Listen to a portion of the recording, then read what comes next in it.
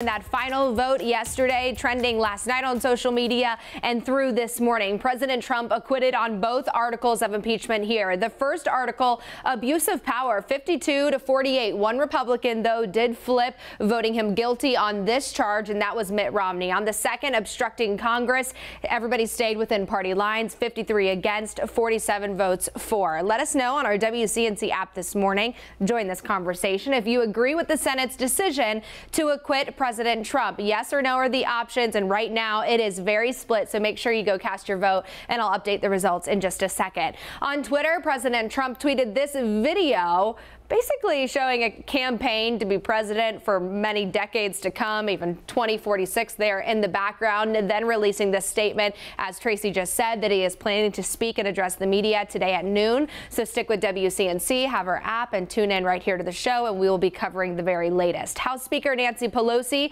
saying that because of the Republican Senate's betrayal of the Constitution, this president is an ongoing threat to our democracy. A ton of social media outpouring support for the president and not support for the president, from Republicans to Democrats that have been in and out of his corner. Senator Thom Tillis saying right here, this entire impeachment effort was just a desire to remove President Trump from office, not allowing Americans to decide his fate. People that are opposing and voted guilty to both of these articles of impeachment, like Senator Chuck Schumer, saying the drip, drip, drip of new evidence is going to just keep coming out with each new revelation.